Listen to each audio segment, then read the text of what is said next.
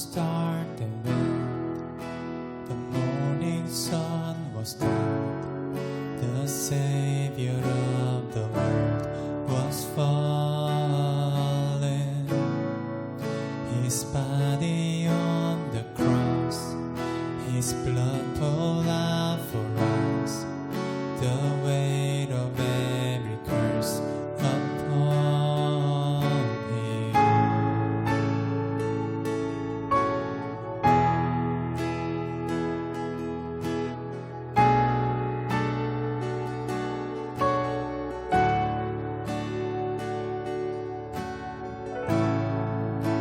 On final breath He came, as heaven looked away, the Son of God was laid in darkness.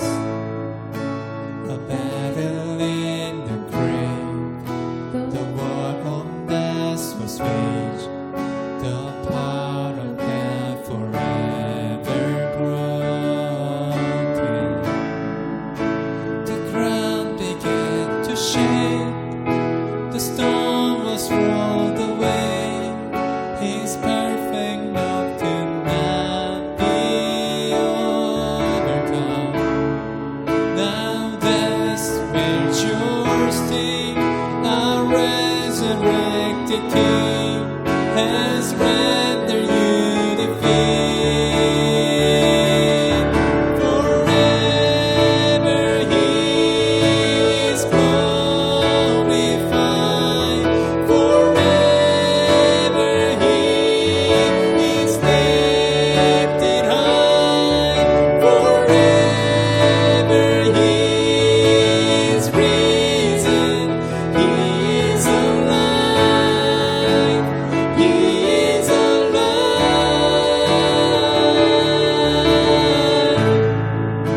The ground began to shake, the stone was rolled away. His perfect love could not be overcome. Now death waged your sting, our resurrected King has rendered you defeat. Forever He is glorified. Forever He is lifted high. Forever He is risen. He is alive. He is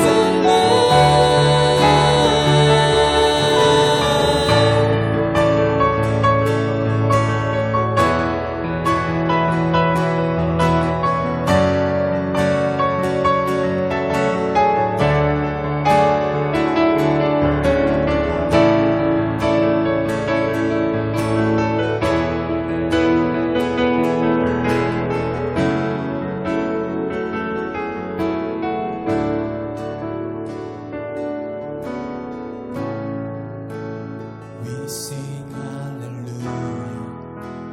We sing hallelujah. We sing hallelujah. The Lamb is overcome. We sing hallelujah. We sing hallelujah.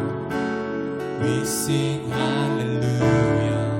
The Lamb is overcome. We sing hallelujah. We sing hallelujah. We sing hallelujah.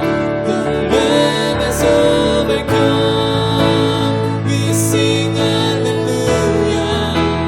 We sing hallelujah. We sing hallelujah.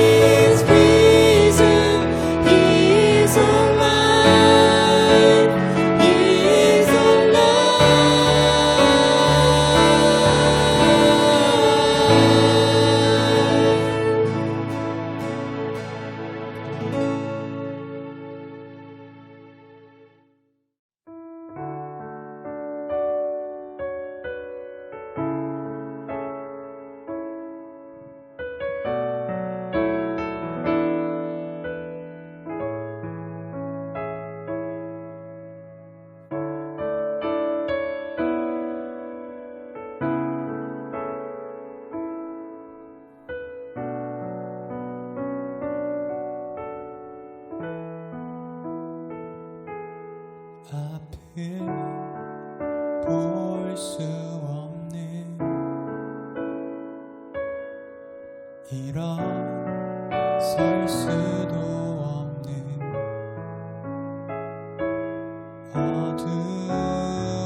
어두웠던 삶도 그가 다시 일으키시네.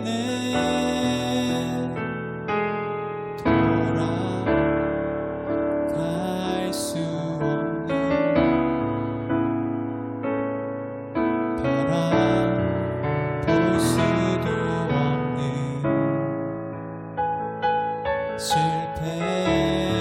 실패했던 삶도 그가 다시 세워주시네.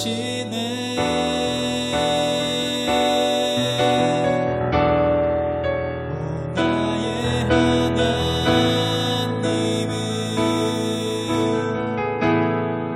전능하신 왕이라.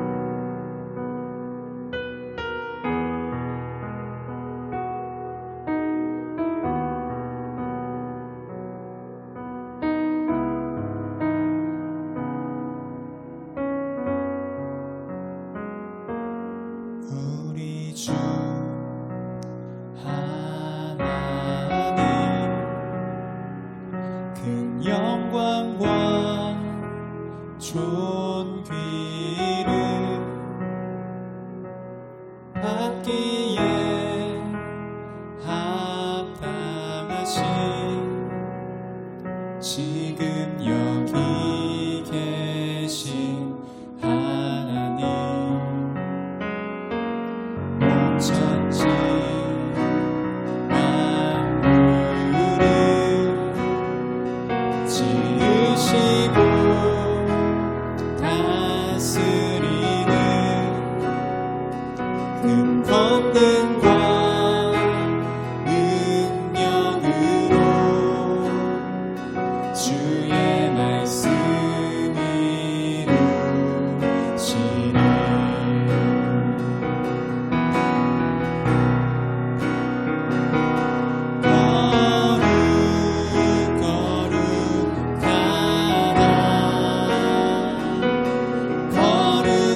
거룩하다 주 하나님, 곧 전능하신 이여, 하나님 나라의 아멘.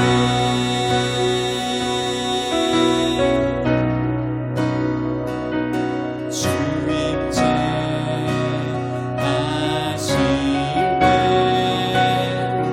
모든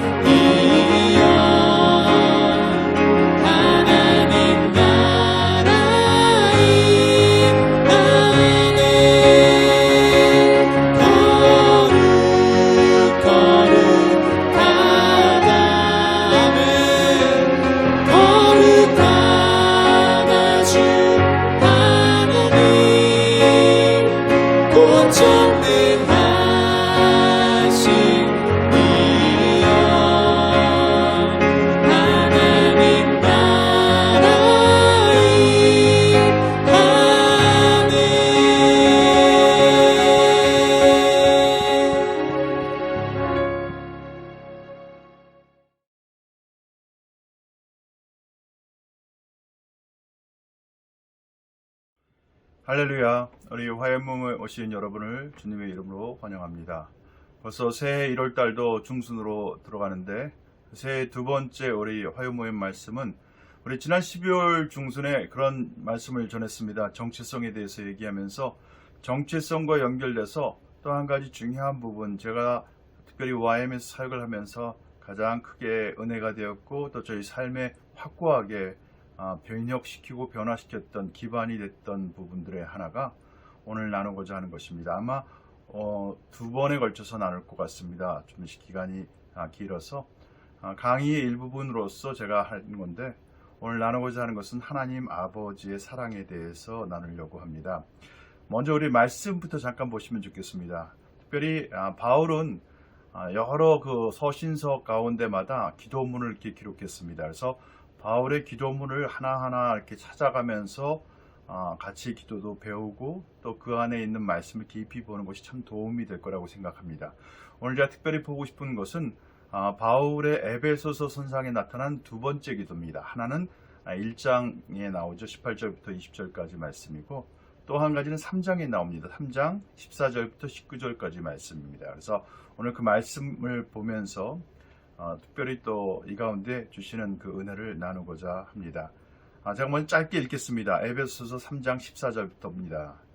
이러함으로 내가 하늘과 땅에 있는 각 족속에게 이름을 주신 아버지 앞에 무릎을 꿇고 비노니 그 영광의 풍성을 따라 그의 성령으로 말미암아 너희 속 사람을 능력으로 강건케 하옵시며 믿음으로 말미암아 그리스도께서 너희 마음에 계시게 하옵시고 너희가 사랑 가운데서 뿌리가 박히고 터가 굳어져서 능히 모든 성도와 함께 지식에 넘치는 그리스도의 사랑을 알아 그 넓이와 길이와 높이와 깊이가 어떠함을 깨달아 하나님의 모든 충만하신 것으로 너에게 충만하게 하시기를 구하노라.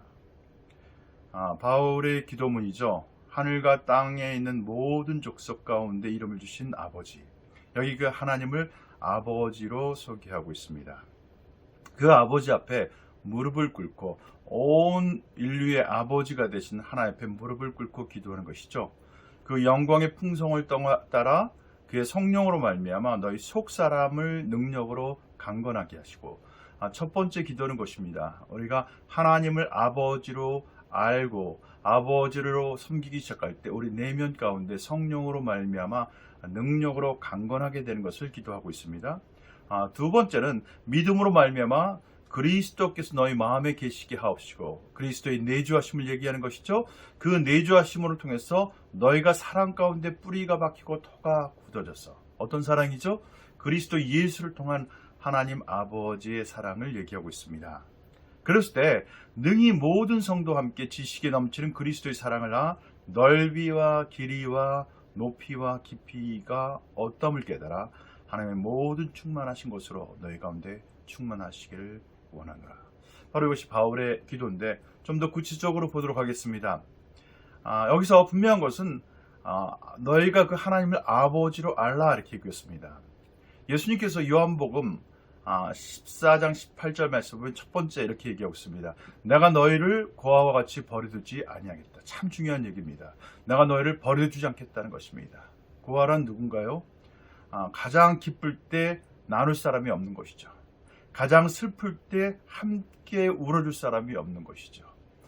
고아는 뭔가 이렇게 맞들을 수 있는 사람이 없는 것입니다. 가족과 또 친지가 있는 중요한 것은요, 나의 기쁨을 나눌 수가 있고 나의 슬픔을 함께 나눌 수 있다는 것이죠. 고아는 외로운 사람입니다. 보호할 사람이 없고 바라볼 사람이 없고 기댈 사람이 없고 의지할 사람이 없는 것이다. 그래서 요한복음 14장 18절 말씀은 중요한 얘기입니다. 내가 너희를 고아와 같이 버려두지 아니하고 너에게로 오겠다. 고아의 영을 가진 사람의 특징은요, 아까 말한 의지할 자가 없다고 그랬습니다. 한마디로 말하면 그 외로움입니다. 내면에서부터 싸한 추운 것이죠. 그렇기 때문에 고아로 자라난 사람은 의심이 많습니다. 혼동이 있습니다. 왜 혼동이 있죠? 그 레퍼런스 포인트가 없는 것이죠. 정말 나의 입장에서 나를 생각해 줄 수 있는 사람은 부모입니다. 또 형제 자매가 될 수 있겠죠. 그 존재가 없을 때 우리는 어떻게 됩니까? 혼동 가운데 있어요. 내가 맞나? 내가 틀린가? 내가 잘하고 있나? 그러니까 준고점이 없을 때 우리 운전할 때 뭘 봅니까? 우리 중앙선이 있죠. 그리고 또 옆에도 이렇게 차선이 있죠. 그래서 그걸 보는 걸 때 우리가 레퍼런스에 내가 지금 제대로 가고 있구나 하는 것이잖아요. 그 레퍼런스 포인트가 없다는 것은 바로 혼동입니다.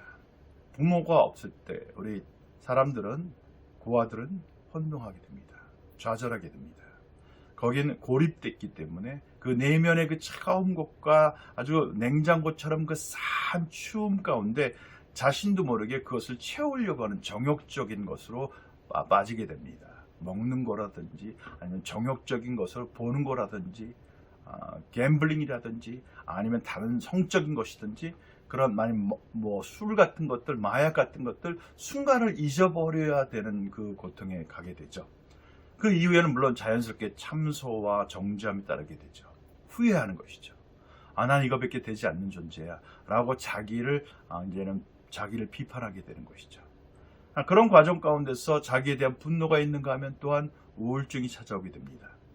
이런 사람은요, 자신을 용서하지 못할 뿐만 아니라 또 자신에게 오해를 주거나 자신에게 섭섭함받게 하거나 자기를 거절한 사람들에 대해서 절대로 쉽게 용서치를 못합니다. 마음에 그 그러칭하는 것이 있죠. 쓴 마음을 갖고 있습니다. 그래서 냉정하고 냉혹합니다. 그리고 어떨 때는 소유욕이 강합니다. 이런 것을 일컬어서 우리가 보통 고아의 영을 가진 사람의 모습이라고 얘기합니다. 사실 우리가 사역을 하다 보면은 많은 사람들이 이같이 외롭고 그 안에 고아의 영을 갖고 있는 경우가 참 많습니다. 왜 주님께서 이렇게 말씀하시는가요? 왜 주님께서 제자들 가운데 내가 너희를 고아와 같이 버려두지 않고 오겠다. 왜 그랬을까요? 사실은 주님이 그 말씀하신 그 이유에는요, 우리는 세상에서 살면서 어떨 때 많은 경우 고아와 같은 경우가 많습니다.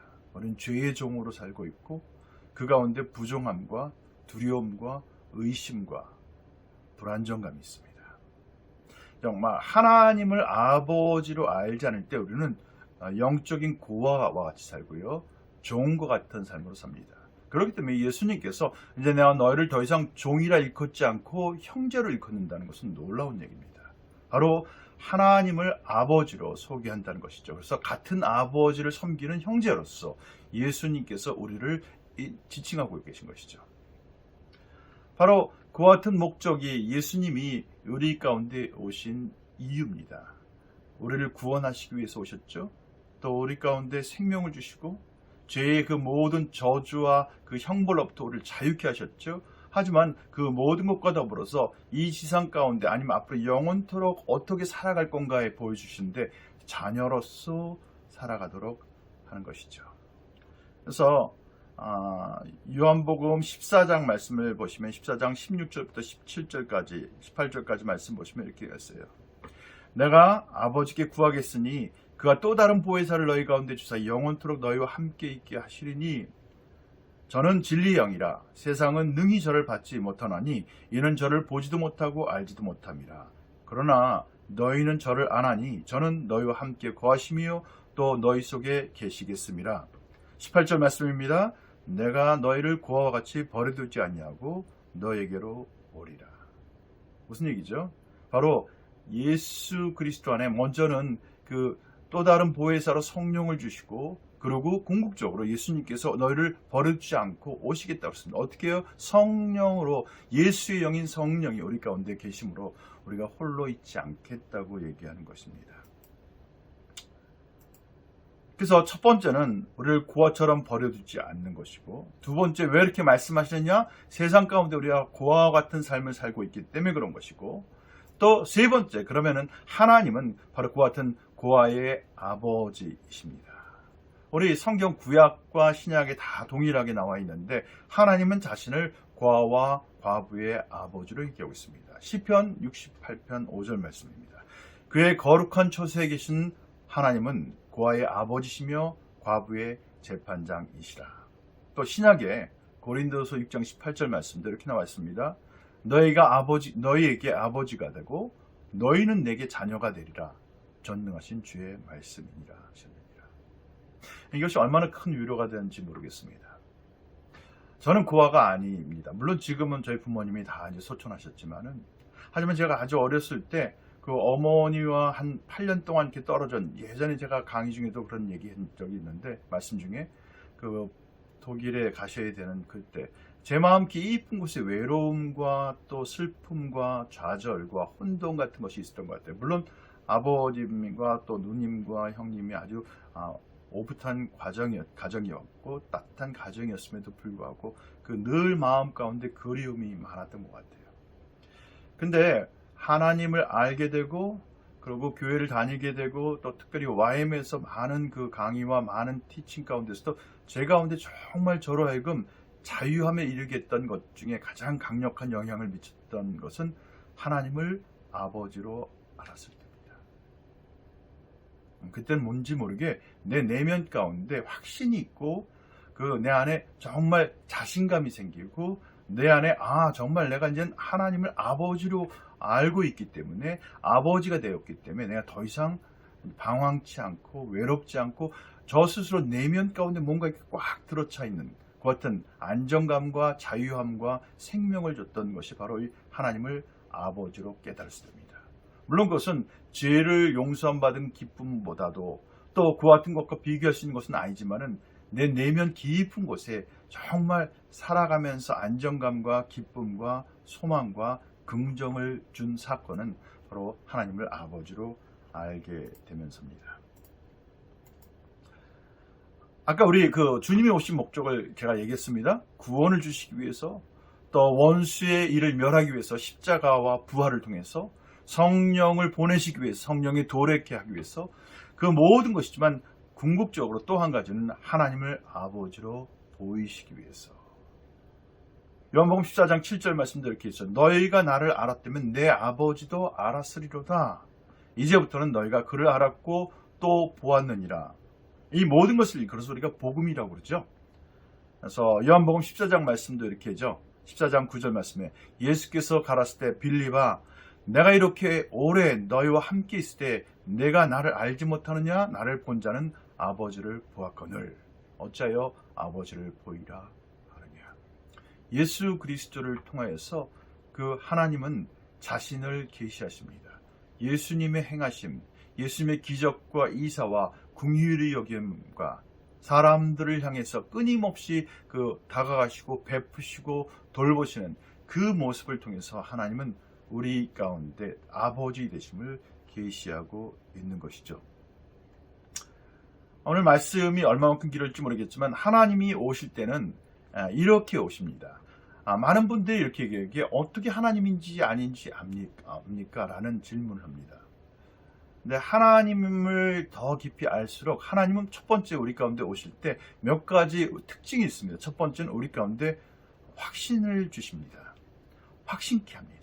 컨빅션으로 옵니다. 얼마만큼 사랑한지 확신케 하시기 위해서 오셨습니다.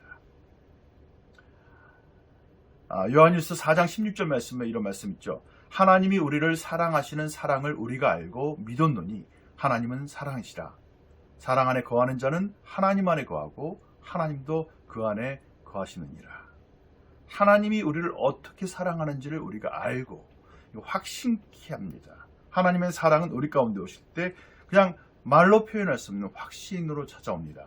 두 번째는 하나님의 우리 가운데 다가올 때는 명확성을 가지고 오십니다.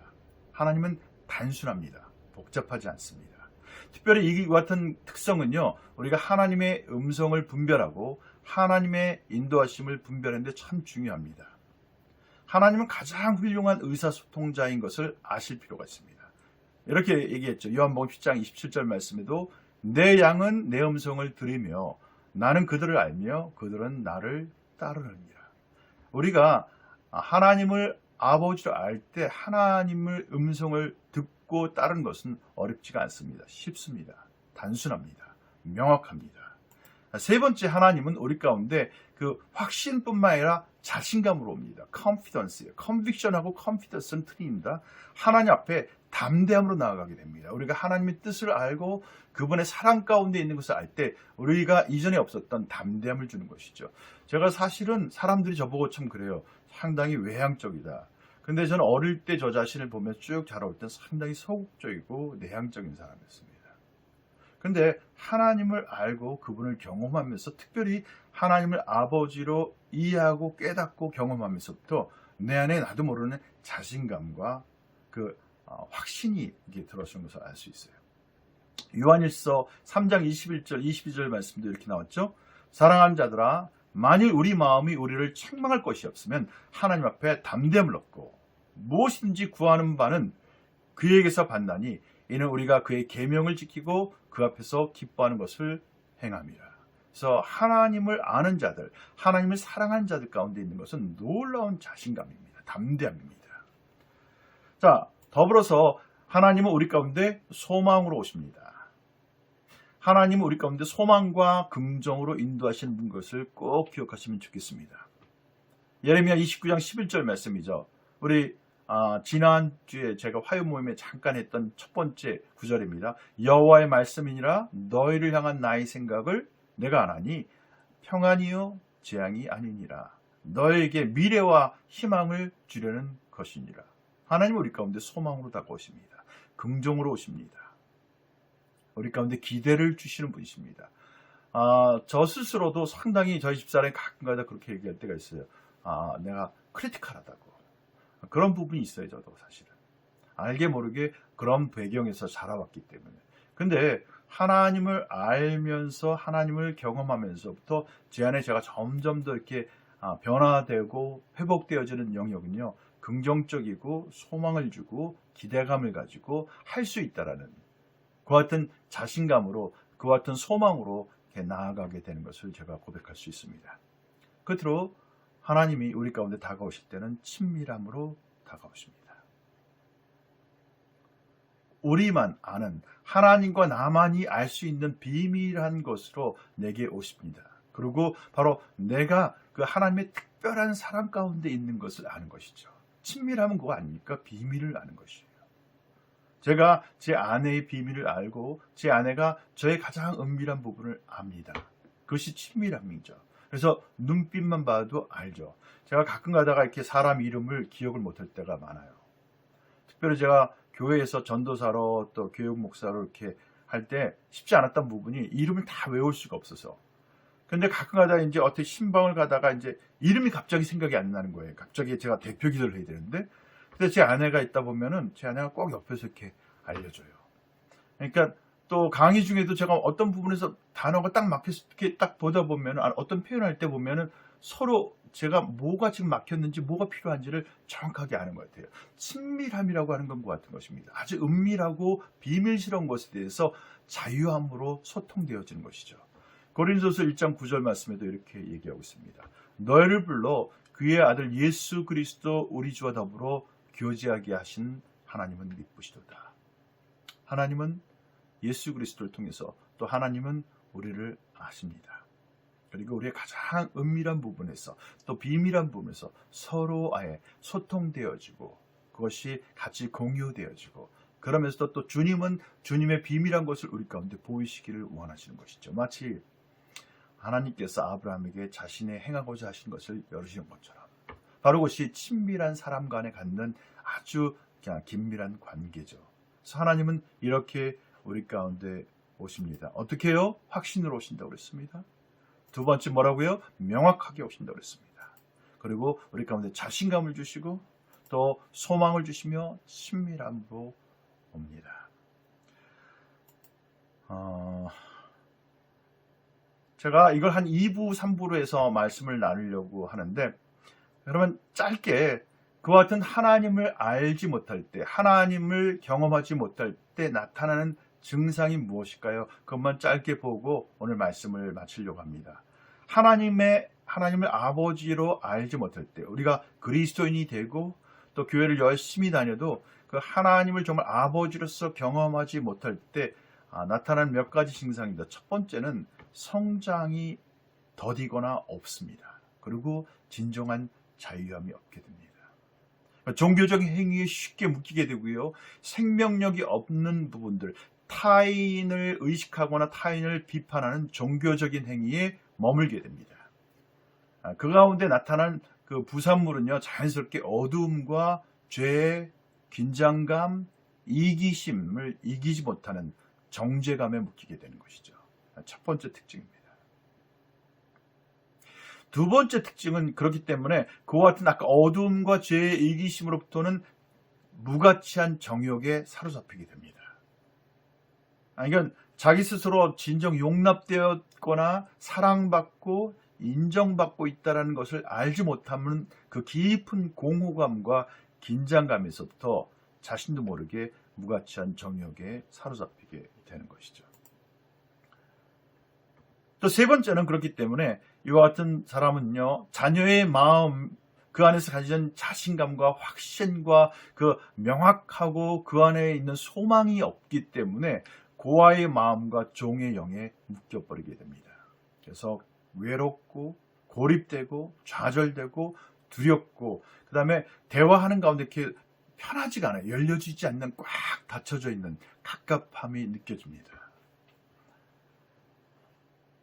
그래서 로마서 8장 15절 말씀에 이렇게 얘기하지 않습니까? 너희는 다시 무소하는 종의 영을 받지 아니하고 양자 영을 받았으므로 아바 아버지라 부르짖느니라. 뭐라고 했습니까? 종의 영은 무소한다고 했습니다. 두려워한다고 했습니다. 의식한다고 했습니다. 그죠? 하지만 양자 영은 자유한 영입니다. 그래서 이와 같은 부분은 짧게 세 가지 이렇게 봤는데 오늘은 여기까지 좀 말씀을 보려고 합니다. 그래서 한 가지 우리 하나님께서 예수 그리스도 통해서 우리를 초청하십니다. 자신을 아버지이신 것에 대해서 우리가 알고 인정하고 경험하고 삶 가운데 그 아버지와 더불어서 더 이상 고아의 영으로 살아가지 않도록 우리를 초청하고 있는 것을 기억하시면 좋겠습니다. 다음 주에 만약에 제가 계속 말씀을 전한다면 구체적으로 그 하나님의 사랑은 어떤 특징이 있는지 또 하나님의 사랑을 어떻게 우리가 누릴 수 있는지에 대해서 구체적으로 보도록 하겠습니다. 오늘 말씀의 기회에서 잠깐 기도하고 마쳤으면 좋겠습니다.